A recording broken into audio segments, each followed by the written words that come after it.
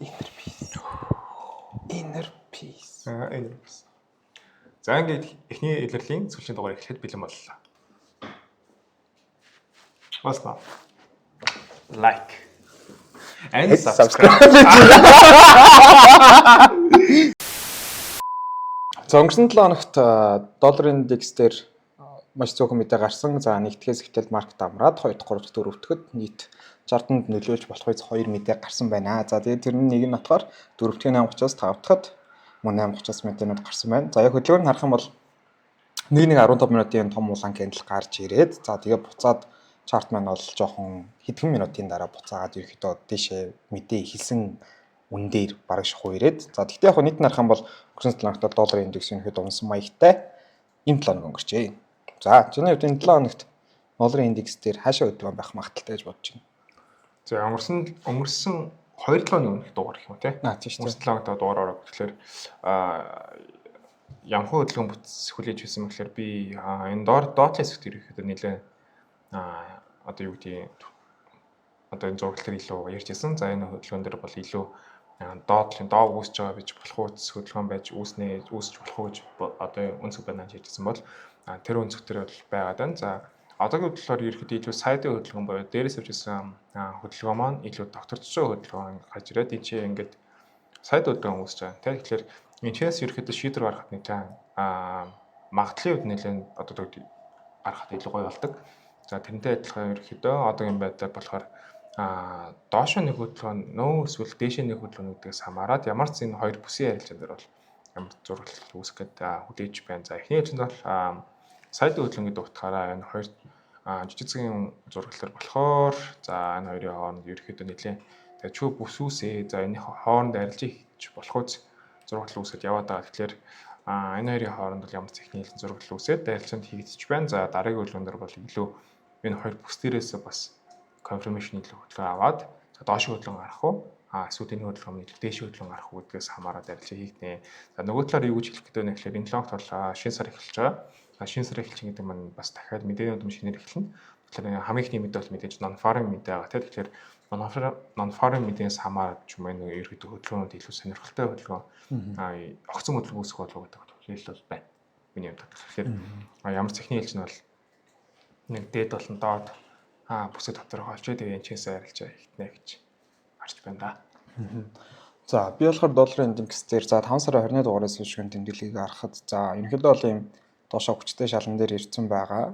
За одоо трендийн налуугийн хувьд хүчтэй налуу дээр ирсэн байгаа. За тэгээд дунцагийн хувьд бол арай эвдэхгүй гэсэн ярол дээр тулаад ирсэн учраас дэшээс таамаглаж ирсэн. За энэ таамагтал яг итгэлтэй байгаад байна. За гэхдээ яг энэ 7 хоногт жоохон бүтцэн үүсэж байгаа бүтцэн харах юм бол нэг юм доошоо сэтэржээж магадгүй битээр дээр 2 тоожтой доороо 3 тоожтой ингээд бүгдцэн байгаад байгаа.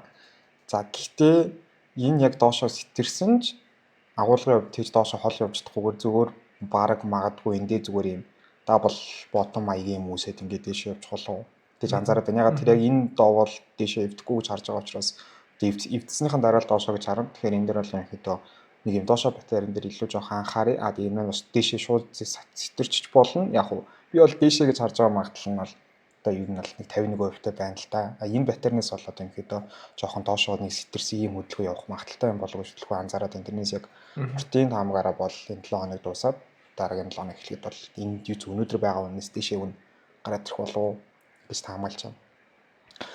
За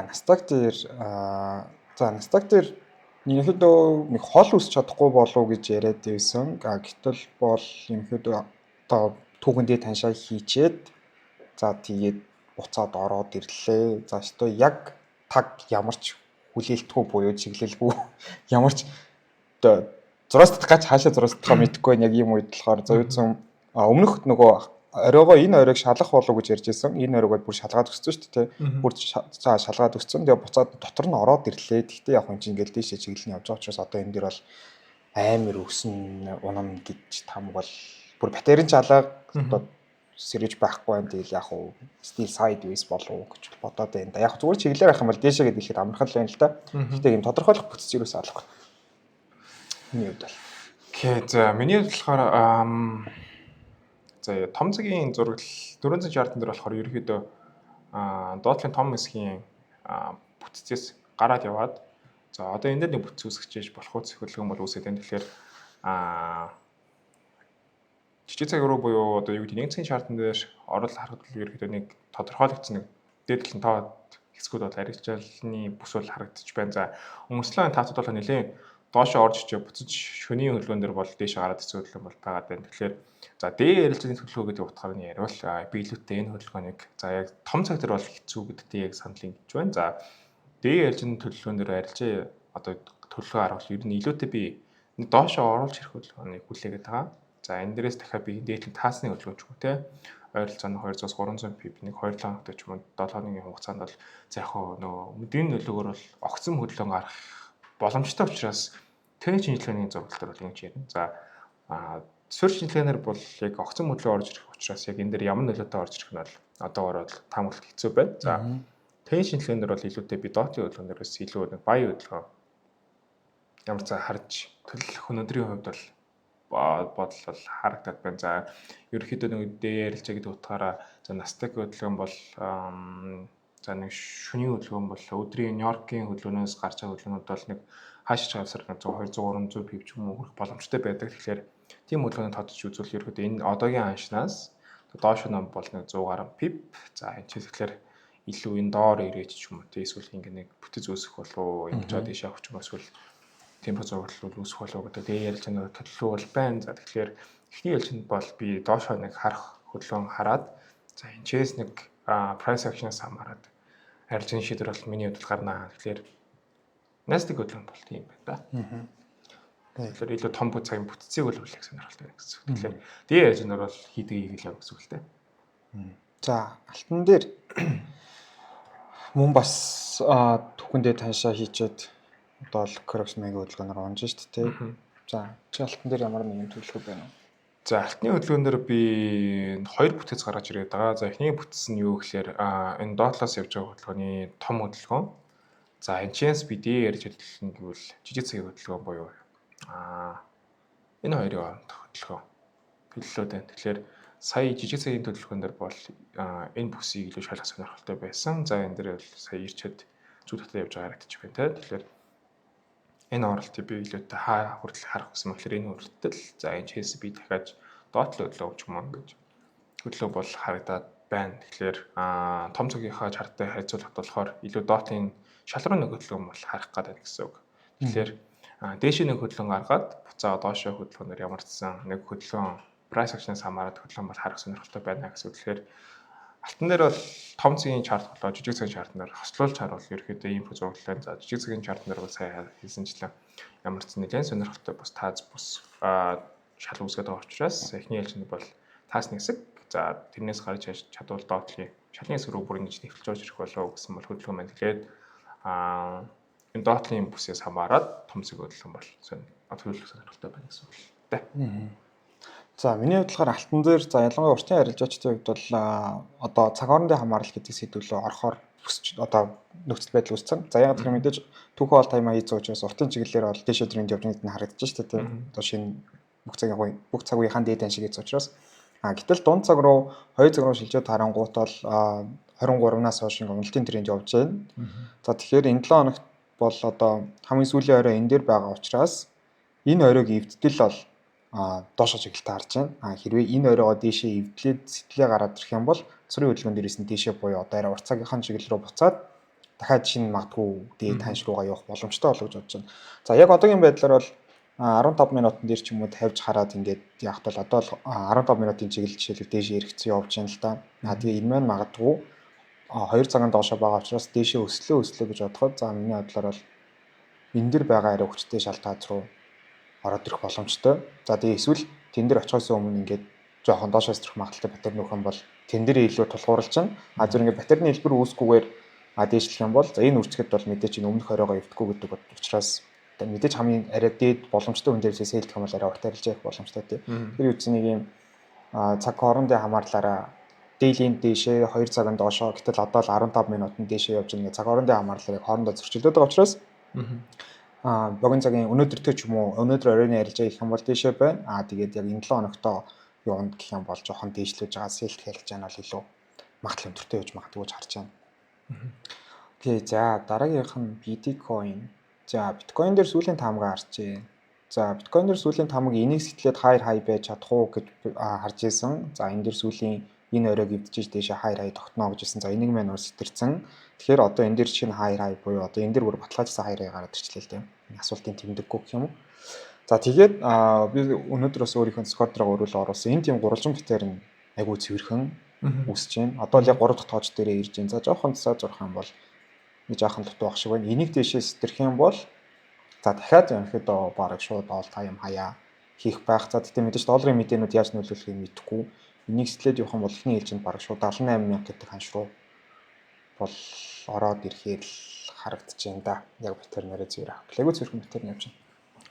Окей, за биткойнод бол би дахиж бүсийн тааснаар бол ирсэн байгаа тийм. Тэгэхээр ямар ч өснө гэдгээр бол өссөөд гараад ирсэн. За тэгээд доороос явсан хөдөлгөөн дээр илүү доторчин хөдөлгөөн бол одоо харагдчих тийм. Тэгэхээр энэчээс яг би нэг хөдөлгөөн дахиж хийх болов гэж бодоод байна лээ. Энэчээс гарч ирээд ч юм уу ингэж нэг буцаж орж ирэх хөдөлгөөн дутуу гав шиг зурагтлал байж болох уу гэдэг үнцэг гаргачихад байна. Тэгэхээр илүүтэй дахиж доотлын ханшууд руу ирэх хөдөлгөөн дутуу гаж болох уу гэдэг бол үнцэг байгаад байна. За яг энэ нэг жоохон хийсвэрээр одоо юу гэдэг фантазлаа бодож үзвэл за магадгүй энэ нэг паттерны хөдөлгөөн үсээд за энийгээ сэтлээд за энэ ч магадгүй дахиж нэг AD хөдөлгөөн үсээд ч юм уу те ийм хөдөлгөөн гаргавал илүү гой зурвал үүсэх одоо арилжаа их нэлээд сонирхолтой болчихтой те. Тэгэхээр ийм зурвал үүсэх боломжтой болоо гэдэг үгнээс биткойн дээр бол иймэрхүү фантазийн одоо төсөөлөл бол байна. За тэгтээ яг энэ одоогийн яг бид над зургацсан зурвал дээр ямар хөө зурвал байна гэхээр ямар техникийн хэлжинд бол таасны хөдөлгөөн ч байгаа. За энийг илүү яг ийм хөдөлгөөн дээр би арилж хийх жоох хэцүү байдаг надад байдаг учраас одоор бол энэ дээр арилж хийх. Яг тэгэхээр яг зурглалын хувьд бол нэлээд сайн тааз үүссэн, нэлээд шал үүссэн. Би илүүтэй нэг дээшээ гарч ирээд pullback-ны хөдөлгөөн ч юм уу эсвэл доороос авч байгаа хөдөлгөөнөөс ингэж хөдөлгөөн арилжаа хийх сонирхолтой байдаг учраас энэ хөдөлгөөнд хүлээж юм гэсэн. Тэгэхээр ерөнхийдөө энэ чинь нэг паттернаа үүсгээд арилжаа хийхчүүл одоо юу гэдэг биткойнер нэг арилжаа хийхэд бол надад асуудал бол алга. За тэгэхээр одоогоор бол ямар ч эвдрээр хэлэндэр бол ямар ч шал таасны хөдөлгөөн бол хийгээ явж байна. Тэгээд биткойн дээр бас нэг ямархан мэдээс байгаагаас хамаарат ерөнхийдөө арилжааны шинжилгээ бас төлөвлөгөөчлөгдөг учраас ямар ч крипто арилждаг хүмүүс их юм бол мэдээтэйгээ бас ойрхон байх зүгээр гэж боддог. Тэгэхээр яг хөө миний харж байгаа болохоор мэдээтэй холбоотой гэвэл банкнууд, фирмүүд ерөөхдөө нэлээд авах захиалгууд өгöd ах шиг байна. Тэгэхээр нэлээд дотор хоорондох нэлээд волюм суулгацсан байгаа л гэж бодод байна. Тэгэхээр ийм байгаа учраас ямар ч урттай бол биткойн одоо бол өсөх чих хандлагатай байгаа гэж хараад байна. Тэгэхээр ямар ч трендийн дагуу арилж хийх утгаараа ямар ч доотлын бүсүүд бол тодорхойлогдчиход хүлээгээд за хэдийгээр энэ шиг хүрэхгүй ч гэсэн ямар ч дээдлийн хөдөлгөөнөөр бол арилж хийх гэх юм бол бүс өргөчөд байгаа гэсэн үг. За дараагийн евро USD за харьцангуй рейнж явж байгаа бас л байгаа тийм. За рейнж явж байгаа гэхээр чиний хувьд л илүү тухтай баг арилж байгаа юм. Тий евро USD-гээд бол том зураг дээр өнгөрсөн 2 7 өдрийн өмнө ярьсантай адилхан за энэ чанс нэг бүтэц үүсгээд байх боломжтой болов уу гэдэг ярьжсэн бол тэ бүтцээ үүсгээд байна. Гэхдээ нөгөө яг энэ дээр ямархуу арилжааны хувьд бол нэлээд сонирхолтой тухтай бус бол байдаг. Гэхдээ яг нөгөө том згийн свингийн арилжаанууд бол жоохон хэцүү байдаг. За яг л ийшээ гарч ирэх хөдөлгөөн байгаа. Ийшээ доош орж ирэх хөдөлгөөн байгаа. Гэхдээ ийшээ доош орж ирлээ гэсэн буцаж орж ирэх бүтцүүд бол харагдаад байна. Тэгэхээр жоохон эргэлзээтэй арилжаанууд хийгдэх байх. Ямар ч сан эхний өгдөл төр болохоор зураглал төр болохоор бид нарт миний хувьд болохоор нэлээд сайн тааз шалны хөдөлгөөн бол байна. За энийг би одоогийн хөдөлгөөн дээр бол илүү доош нэг хөдөлгөөн хараад энэчээс price action харж байгаа үргэлжлээд арилж хийх сонирхол байгаа гэсэн үг. За энэчээс мэдээж break хийх буюу бүсээ сэтлэг тохиолдол гаширдаг. Тэгэхээр сэтлэг тохиолдол байж гисэн за магадгүй энэ өөрөө нэг юм pullback-ны хөдөлгөөн бол хийвэл арилжааны бол нэгнээ. Евроос тэгээд бол бүсийн хувьд бол нэлээд дотор нь арилжаа хийх бол тэжгүй. За яг хөө бүсийн арилжаа хийдэг утгаараа ч гэсэн дараагийн хөдөлгөөнүүдийн арилжаа хийх бол ухтай болж ирдэг. Тэгэхээр иймэрхүү хоёр хөдөлгөөнд хүлээж байна да. За долларын индекс өөрөө унана гэж бодож явах юм байна. Дээш харах. Гэтэ нөгөө сая хэлсэнчлээ мэдээ байгаа. Мэдэн дээр гэнти огцсон хөдөлгөөн орж ирэх учраас шууд бас нарийн хэлэхэд бол эрсдэлтэй байна. Тэгэхээр ямар ч сан өвгдлийн бүсээ тодорхойлж энэчээс арилж хийж чадвал тохон бүс дээр арилж хийгдэн үгүй бол ерөөхдөө жоохон юмуд харах нэ гэж хэлэх гэдэг. За би 5 сарын 20-ны дугаараа гараад ирэхэд за би энэ дээр амар удаан дугаар дээр ингээл ярьж баталгаа ирэхийг хүлээж өгнө гэд нэгсэл орцсон байсан. За энэ чи 5 сарын 16-нд лөө орсон. За тэгээд энд 28-нд шууд брейкин болоод гарцсан л да. Тэгээд арилжаа ямар нэг байдлаар ашиггүй алдагдaltaгүй. За уулын зүгээр яг за ингэж авч арилж байгаа аж чадахгүй л гэхдээ нэг ярьсах 5 арилжаа явсан. Тэгээд брейкин болцсон. За яг одоо энэ дээр жоохон нэг юм эргэлзээтэй одоо зөрчилдөөнтэй хүмүүс ч байгаа гэх юм уу. За яагаад гэхээр уулын дээдлийн сирэндийнхаа барилал айныг шалгаад байна гэдэг нь өөрөө айгүй гоё боловч одоо сэлэрх нөхцөл гоё боловч энэ дэр нэг юм тийшээс төрөх магадлал бүхий одоо бүтэц үүсцэн. Гэхдээ одоо чиглэл бол доошоо явж байна гэж харж байгаа. Угаасаа дээшээс төрөх магадлал бактери нь үүсэж байна гэдэг чинь чиглэл нь өөрөө ямар хэсэг байгаа буюу доошоо байгаа учраас одоо энэ дэр дахиж харж байгаад 15 минутынхаа доовыг доош нь олгож аваад арилж байгаа бүтэц харъя л гэж бодоод энэ за ерөнхийдөө доош нь ингэж унааж оруулж ирээд эхний ээлжинд дээшээ гаргаж ирээд тэгээд одоо өмнөх доовоо ивдэх гэдэг нь гэсэн үг шүү дээ. Энэ яруулаа эслүүлж аваад баталгаа авч байгаа дахиад энэ дээрээс тухтай бүсчлээ авах гэдэг. За энэ нөхцөл үүсчээд л түрүүний долларын индекс дээр ярьсныг бактери нь доошоо стейж орж ирээд дабл bottom хавцаа юм үүсээд ерөнхийдөө явж холов гэсэн таамаг бол байна. Илүү тухтай бол бүсчлэл дээр.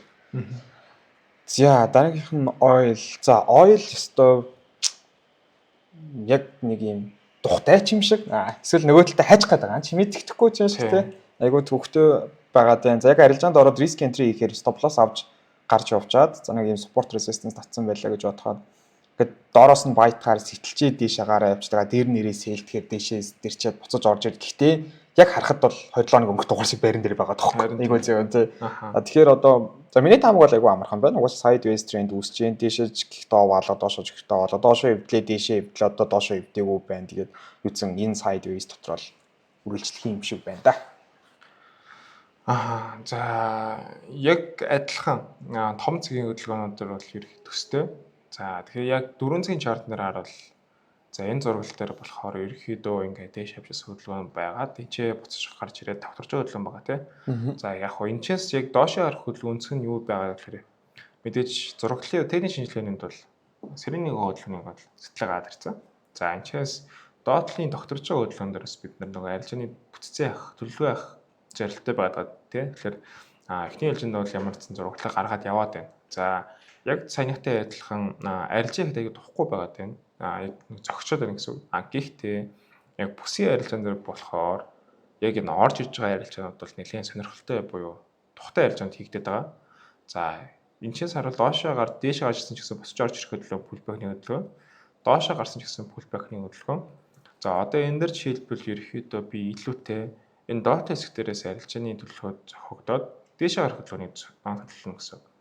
За хэрвээ энэ өөрөө цаашаа хол явж чадахгүй бол ямар хүн өнцөг гарах гэдэг юм гэхээр энэ доотлол явж ирсэн хөдөлгөөнийг дээшнээ гаргаж ирээд энэ шалны хөдөлгөөн болоход price action-ээс хамаараа доош хөдөлгөөн төлөвлөхгүй байна гэсэн.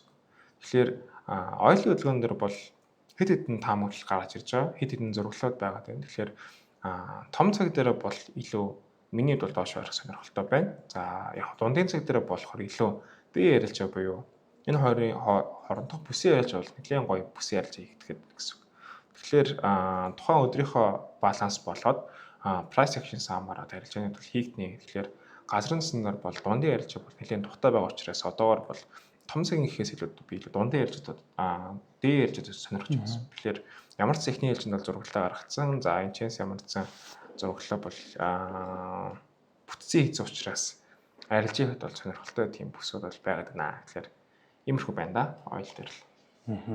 Ялчгүй жоохон шаллагсан маягийн хөдөлгөөн дээр илүү л орохгүй бол яг шууд цэвэр нэг хүрэлтэн дээр бол орохгүй байгаа явахгүй байгаа шүү дээ. За ингээд битүүрийн шинжилгээний хэсэг маань дууслаа. За энэ 7-ныхоо мэдээнүүдийг харчээ. За шинэ сар эхэлсэн. Тэгээ мэдээж шинэ сар эхэлж байгаа гэхээр дандаа л одоо өмнөх сарын маань шинэ мэдээнүүд, шинэ тоо статистикууд гарч байгаа.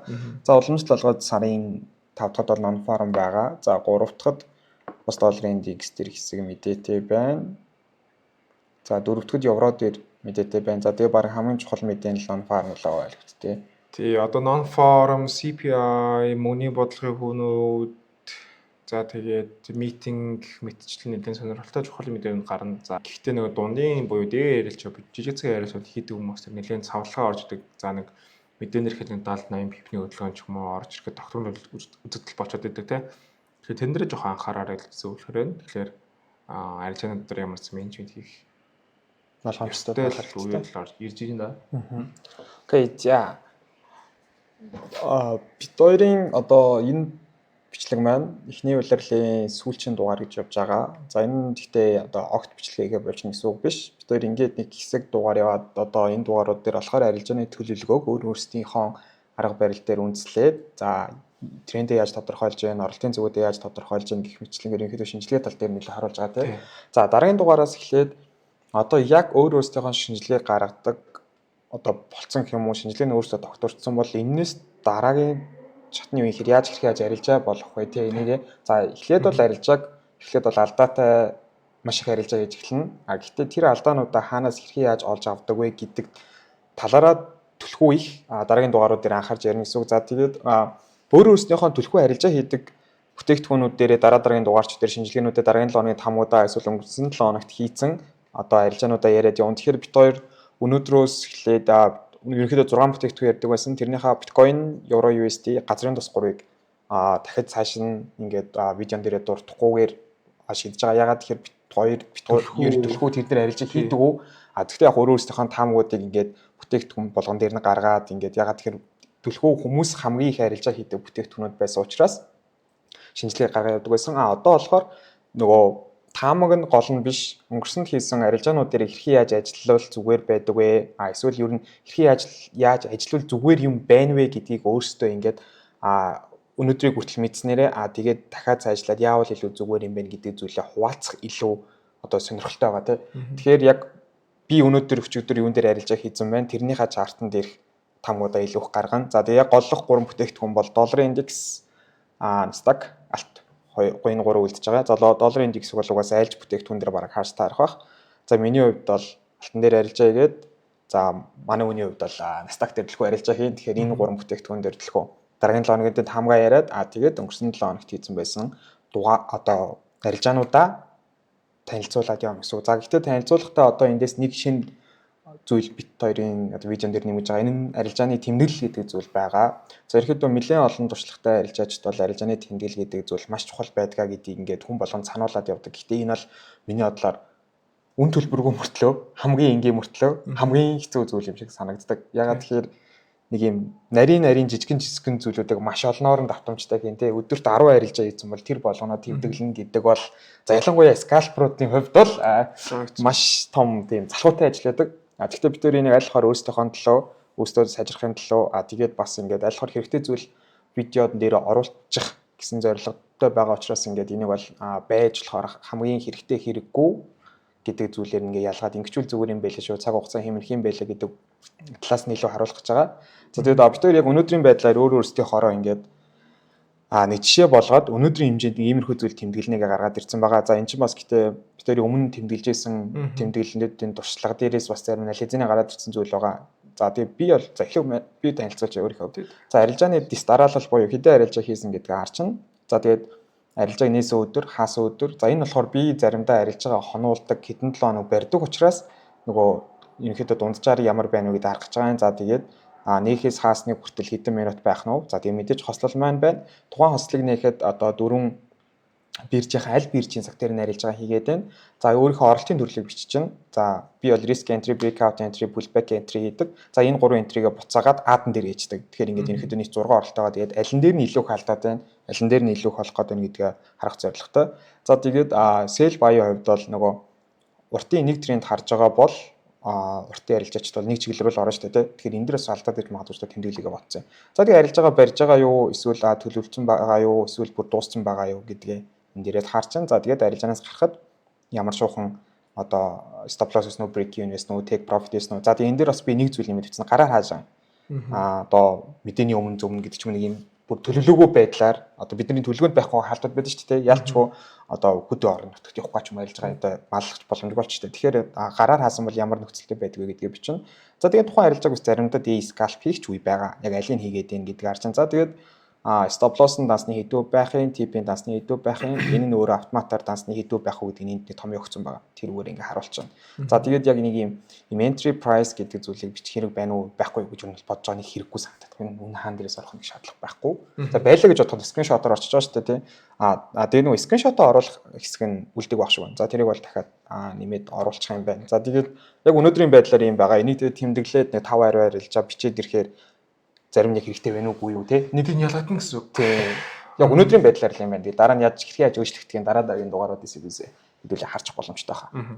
За яг энэ журнал ерөөхдөө миний хувьд илүү бичлэн зориулж журнал гаргасан. За бичлэн зориулна гэдэг маань мэдээж хүмүүс нийтээр янз бүрийн одоо юу гэдгийг менежмент хийгдэж эсвэл доторх өөрийнхөө зохион байгуулалтаар журнал хийгдэг те. Тэгэхээр би илүү тойм бөгөөд илүү өөртөө ойлгомжтой байх тал дээр бас мэдээж энэ үзэж байгаа хүмүүс журнал сонирхож байгаа яаж хөвтөлтийн мэдхийг хүсэж байгаа хүмүүстд илүү тэгэж харуулах зорилготоор журналыг бол бэлтгэсэн. За эхнийж нь бол мэдээж фэр буюу ерөөхдөө ямархуу бүтээгдэхүүнээр арилжаа би хийх гэрээ нэг гэдэг ямарчсан бичнэ. За дараах нь entry буюу одоо энэ дэр нөгөө саний хэлсэнчлэн 6 ном линкээр орно. Тэгэхээр зарим тохиолдолд хүмүүс нөгөө яг TradingView-с линк яаж авах гэдэг бас мэдгүй мөлий. Тэрийг бол дараагийн юм дээр яриа явчихна.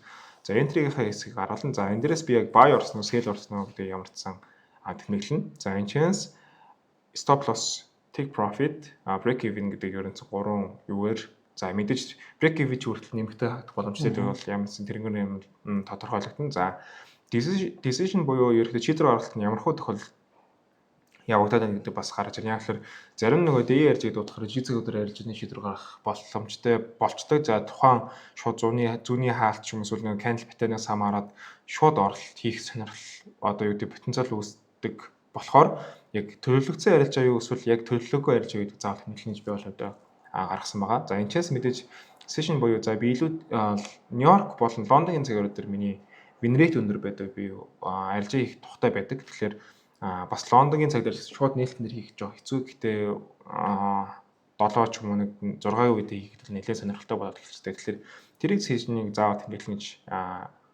тэмдэглээ байгаа. За энэ чээс одоо ингээд ихний эдгээс дүгнэлт авах бодвол ерөөхдөө win rate нэгдүгээр гаргаж хийж чадна. За хоёрдугаар би илүү ямархуу арилжааг хийж юм буюу тухайн моментум арилжаа хийж байна. Эсвэл би яг том зураг, жижиг зураг, дуны цагийн зурагтаас хамаарат төлөвлөсөн арилжаа хийж байгаа гэдэг би бол харна. За гурав дахь нь юу гэхээр би ямархуу сешн дээр би арилжааны төлөвлөгөө маань илүү сайн бөгөөд миний сэтгэл зүй болоод арилжаа хийхэд надад тухтай байна гэдгийг заавал гаргаж ирж байна. Тэгэхээр ингэсэн надад юу гарч иж гэхээр би өдрийн цагаар надад суух хэрэгтэй байна уу? Эсвэл орон цагаар илүү төлөв суух хэрэгтэй байна. Надаас журналын үр дүнд бол харагдчих учраас энэчээс бол заавал надад сешн заавал хэрэгтэй гэж харагдаж байгаа гэсэн. За энэчээс хамгийн чухал зүйл одоо яг энэ нийтээс хамгийн чухал зүйл нь юу гэхээр надад сэтгэл зүйн хэсэг надад заавал хэрэгтэй байгаа. Яг тэгэхээр хүн өдөрт одоо жишээлбэл стрессцэн тохиолдолд хүнтэй муудсан ч юм уу эсвэл ямар нэгэн байдлаар гадны хүчин нөлөөгөөс болоод жаргалтай эсвэл сэтгэл хөдлөлтөд орт байгаад байгаа шүү дээ. Тэгэхээр тэрнээс хамаарж арилжааны маань одоо оролт болоод одоо барилтан дээр орж ижин заавал харах хэрэгтэй байна гэсэн. Тэгэхээр сэтгэл зүйн асуудлууд ямар ч зэн дээр бичигдэх байх. Гэхдээ яг сэтгэл зүйн асуудлыг доторх хийж байгаа хөөний юу учраас яг цаашдаа ерөнхий оруулах уу эсвэл ямар нэгэн байдлаар энэ секшны асууд дээр ямар ч яригдана. Ямар ч сан би бол журнал хөтлөлтөөр сэтгэл зүйн асуудал бол заавал бичигдэнэ гэж ерөөдөө өөрөөр барьж үздэг. Тэгэхээр ямар нэгэн байдлаар нэг гоё vibe-тай байгаад арилжаа хийхэд илүү гоё арилжаа барих потенциалтай байдаг ч юм уу байдаг те. Тэгэхээр тийм ч юм уу тэмдэглэл хийхэд бол надаа ямар ч сан хийх ёстой болов гэдэг үтнээс журнал дээр орж. Тэгэхээр эхний ялж нь бол ингээ явж байна. За дараагийн дугаараад бас ч юм уу эсвэл нэг хэсэг зүйлийн дараа дугаарын дараа бичсний дараа тий асах байх эсвэл нэмэгдэх байх. За тэгэхээр одоо 2 дугаар үйлрэл гэх юм уу дараагийн видеоноос эхлээд ерөнхийдөө одоо маркетинг хөдөлгөөн дэж доош гэхээс илүүтэйгээр бид хоёр өөр өөрсдөө хэрхэн яаж ажиллаж байна тий. Одоо жишээл журнал хөтлөж байгаа хүнд бол тэр данс өсөх үү, унах уу ерөөсөө яаж хамаа байхгүй. Тэр ерөөсөө дараагийн асуудал тий. Хамгийн гол нь яг бүх арга арилж барил байгаа ажиллаж нэг байгаа. адил зүйлээр хийгээд тэгээд тэрэн дээр би аль үедээ илүү ашигтай байж чадчихээн, аль үедээ илүү их алдагдaltaй байгаад байна. Тэгвэл алдагдaltaйгаа багасгаад ашигтайгаа ихсэх үү гэдэг ч юм уу те. Гол нь яаж энэ дээр сайжрах зорилттой л хэсэг байгаа. Тэрнээс биш одоо өнгөрсөн 7 хоног 5% ашигтай ажилласан ч юм уу да одоо юу гэх өнгөрсөн 7 20% алдагдaltaй бас тэр үс ямар ч хамаахгүй. Яг мөнгөн дээр тулгуурлах юм бол энэ эднийг хаяал бидний нөгөө арилжаа хийж сурах цаг хугацаа маань уртцаад байгаа болов уу гэж боддог. За тийм ч алдаан төлөхөө нийтлэг байдаг учраас иймэрхүү зүйлийг ингээд нэг бүтэн улирлын турш замаад хориоллол ч хийж магадгүй. Ингээд эднийг хөндөх хэрэгтэй юм байна. Ингээд энийг хийж үзье гэдэг санаа маань гарч ирээд за ингээд явж байгаа шүү. Тэгэхээр дараагийн 7 хоногт бол болон түүний цааших дугаарууд дээр нэг амар олон бүтээгдэхүүн дээр чарт ярихгүйгээр олон түүхэн дээр яасан байна вэ гэдгээ ярьдаг. Тийм одоо видео луу шилжиж байна гэсэн юм. Гэтэ яг энэ дэр нэг мэдээж үнсэг гарч ирнэ. Яг л журнал бит хоёр хөдөлдөггүй юу гэвэл үгүй. Өмнө хөдөлжсэн. За тэгээд яг нөгөө хүмүүс зориулж гэх юм уу яг энэ хөтөлгөө орж иж байгаа. Тэгэхээр яг энэ дээрээ ингэж ажиллавал миний одоо илүү сайн байсан ч юм уу. Тэр өнцгөөс нь илүү хүмүүс зориулж иж байгаа болохоор энэ бол анхны тохиолдол биш. Тэгэхээр илүүтэй нөгөө хүмүүс зориулж хийж байгаа. Тэгээ богино хугацаанд арай гайгүй одоо үр дүнтэйгээр хөтлөж болно шүү дээ. Гол нь энэ дээр бас анх одоо бит хоёрын хэрвээ видеог үзээ тэндээс юм сурж ирсэн хүн бахан бол одооний төлөвөө гаргачих чаа тийм үү. Одоо төлөвөн дээр тулгуурлаад өнөөдөр би яг ямар төвшөнд байна уу гэдэл харах гэдэг байгаа шүү дээ. Тэрнээс яг өөрийнхөө мөнгийг эрсдүүлээд арилжаа хийдэг хүний журнал арай өөр тийм бичих зүйл юун дээр анхаарах уу. За эсвэл ядчил ийм олон юм бичих хэрэгтэй юу бичихгүй үү. Өөртөө хамгийн энгийн хэлбэрээр гэхдээ хамгийн ойлгомжтойгоор бичиж сурсан баа шүү дээ. Гэтэл одоо бит хоёрын дийлэнгүй ярьж байгаа журнал болохоор яг ихнээс нь хүн яаж ихнээс нь журналаа хөтлөөл өөртөө үр дүнтэй байхын за хөтөлсөн хүн өөрөө тэрийг яаж хэрхэн унших юм? Яаж хэрхэн цаг заваа бага зарцуулаад өөртөө үр дүнтэй мэдээлэлүүд олж авч болох вэ гэдэг талаар л илүү дэлгэрэнгүй маягаар явах чагаа гэсэн үг шүү. За дууссан тий. Ер нь бол журнал болчлоо гэж бодож байна. Харин орцсон гэж магадгүй. Тий. Тэгэхээр яг хоо ингэ шинэ юм чинь тайлбарлах хэрэгтэй болоо гэж бодож байна. За өнөөдрийн бичлэг энэ хүрээд дуусглаа. Өнөөдрийн бичлэг бөгөөд бид өөрийн эхний улирал ингээд дуслаа. За тэгээд дараагийн бичлэг буюу шинэ улирлынхаа цоо шин дугаараар эргээд уулзцгаая. Баяртай. Бай.